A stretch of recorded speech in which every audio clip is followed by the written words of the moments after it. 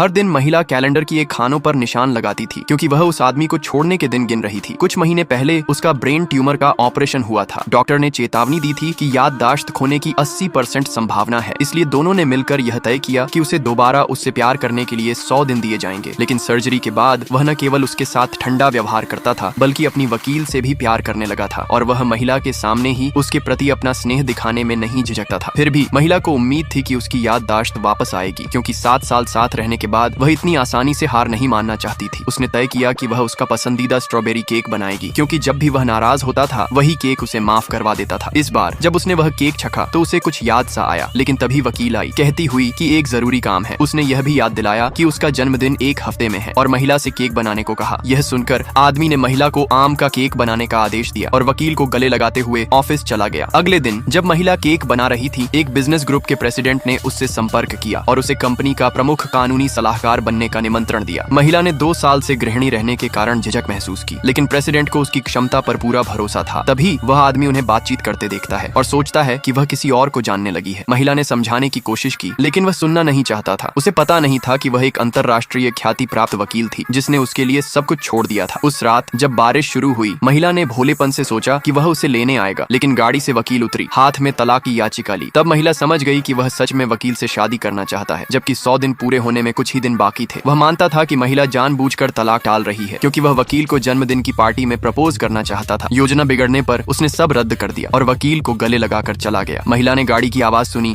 और सोचा कि वह लौट आया है, लेकिन देख पाने से पहले ही वह बेहोश हो गई। वह प्रेसिडेंट के घर में थी जिसने फिर पूछा कि क्या वह नौकरी स्वीकार करेगी। उसने 4 दिन और मांगे क्योंकि उसके और आदमी के 100 दिन पूरे होने में 4 दिन बचे थे। प्रेसिडेंट ने स्वीकार किया और उसे घर छोड़ा। महिला को रात बाहर देकर वह आदमी गुस्से में था। उसने उसे आक्रामकता से सामना किया। महिला ने सोचा कि वह उसकी चिंता करता है, लेकिन उसे केवल अपमान मिला। तब उसने जवाब दिया और उसके शब्दों ने आदमी की यादों को जगा दिया क्योंकि वर्षों पहले उसने वही शब्द कहे थे। उसे देखकर उसकी यादें लौटने लगी, लेकिन उसी समय वकील आई शादी की तारीख पर बात करने, और जब वह उसे अपने माता पिता से मिलवाने वाला था, महिला ने समझा कि वह कभी उससे प्यार नहीं करता था। निराश होकर उसने अपनी शादी की फोटो फाड़ दी, तलाक के कागजों पर हस्ताक्षर किए और सगाई की अंगूठी वापस कर दी। फिर वह बिना पीछे देखे घर से चली गई। लेकिन वकील की जन्मदिन पार्टी में आदमी गुस्से में पहुंचा, महिला पर केक में जहर मिलाने का आरोप लगाते हुए। वकील कमजोरी से आई और उसने उसकी चिंता की और महिला से बचा हुआ केक खाने को कहा, आम के स्वाद वाला। फिर भी महिला ने बिना झिझक खा लिया। तुरंत उसे एलर्जी का तेज असर हुआ। वकील चुपचाप मुस्कुराया।